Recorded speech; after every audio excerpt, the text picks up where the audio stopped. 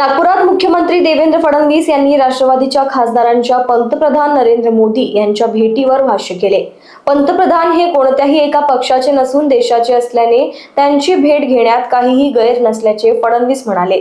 देशभरात तिरंगा रॅलीच्या माध्यमातून देशप्रेमाचे वातावरण निर्माण होत असल्याचेही त्यांनी सांगितले।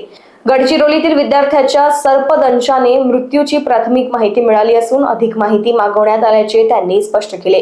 नवीन नागपूर भूसंपादनात कोणाचा भूखंड अनावश्यकपणे सुटला असल्यास पुराव्यांच्या आधारे निर्णय घेतला जाईल असे त्यांनी सांगितले। FCRA विधेयक कोणत्याही समुदायाच्या विरोधात नसून परदेशी देणगीसाठी FCRA परवानगी आवश्यक असल्याचेही फडणवीस यांनी स्पष्ट केले। पंतप्रधान हे देशाचे असतात, ते कुठल्या पक्षाचे नसतात। त्यांना भेटायला जाणं यामध्ये काही वावग आहे असं मला वाटत नाही। मी देखील मुख्यमंत्री आहे, अनेक विरोधी पक्षाचे लोक मला भेटत असतात, त्यांची कामं सांगत असतात। त्यामुळे मला असं वाटतं की कुठल्याही वेगळ्या दृष्टीने याच्याकडे पाहण्याचं कारण नाहीये। ते त्या ठिकाणी गेले ते अतिशय किंवा जाणार असतील तर अतिशय चांगली गोष्ट। बिलांना समर्थन देण्याची तयारी आहे का? काही संभाजीनगर मध्ये येत आहे, इथे पण आंदोलनाचे नेतृत्व हे संभाजीनगर मध्ये येत आहे। 14 तारखेला तिरंगा रॅली संभाजीनगरला आपण स्वतः नेतृत्व करताय की संपूर्ण महाराष्ट्रामध्ये तिरंगा रॅली होत आहेत, देशात तिरंगा रॅली होत आहेत। 15 ऑगस्ट भारतीय स्वातंत्र्य दिन आणि काल झालेला 9 ऑगस्ट करो या मरो भारत छोडो या सप्ताहामध्ये संपूर्ण देशात आपल्या तिरंगा रॅलीच्या माध्यमातून देशप्रेमाचं वातावरण तयार झालं पाहिजे, या दृष्टीनं या रॅलीज काढलेल्या आहेत। आज मुंबईच्या रॅलीमध्ये मी जाणार आहे, उद्या पुण्याच्या रॅलीत जाणार आहे आणि 14 तारखेला छत्रपती संभाजीनगरच्या रॅलीत मी जाणार।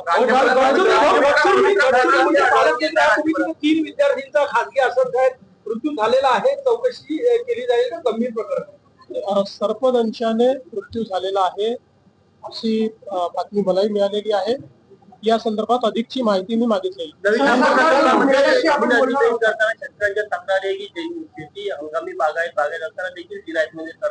असं एखाद्याचा हे लपवता येत नाही। या संदर्भात गुगल इमेजरी आहे, प्रत्यक्ष ग्राउंड ट्रुथिंग आहे, ड्रोन इमेजरी आहे।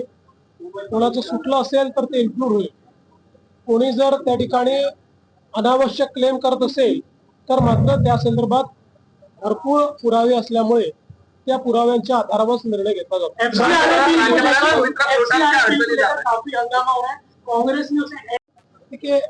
FCRA के ऊपर बिल लाने का कारण यही है कि लगातार इस देश के अंदर FCRA का उपयोग करके कुछ संस्थाएं पैसा ला रही है और उस पैसे का उपयोग देश विरोधी गतिविधियों के लिए किया जा रहा है। जो अच्छा काम करते हैं उनके लिए इस बिल में कोई अड़चन नहीं है, कोई तकलीफ नहीं है। FCRA की प्रोविजन भी रहने वाली है, जो हिसाब देंगे उनके लिए उनका लाइसेंस भी रहने वाला है। मुझे विश्वास है कि अगर किसी को इसमें कुछ कहना होगा वो संसद में कह सकते हैं। भारत सरकार रिसेप्टिव है और ये किसी एक समुदाय का इसमें विषय ही नहीं है, क्योंकि केवल क्रिश्चियन संस्थाओं के लिए FCRA नहीं है, सारी संस्थाओं के लिए FCRA ये आवश्यक है।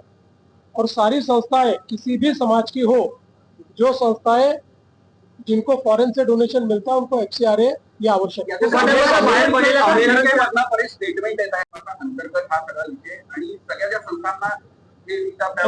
FCRA बिल आणणं का गरजेचं आहे या स्टेटमेंटवरूनच लक्षात येतं की अमेरिकेतल्या काही लोकांना FCRAचं अमेंडमेंट बिल येत आहे याची मिरची लागली। याचा अर्थ काय आहे? पण मी पुन्हा एकदा सांगतो की केंद्रातलं सरकार सगळ्यांचं म्हणणं ऐकून घेणारं सरकार आहे। हे कुठल्याही एका समुदायाच्या विरोधात बिलकुल नाही। सगळ्या समुदायांना, कोणालाही कुठल्याही संस्थेला परदेशातनं डोनेशन घ्यायचं असेल तर FCRA ची मान्यता घ्यावी। लोकवाहिनी मीडियासाठी सचिन झोडापे यांची रिपोर्ट, नागपूर।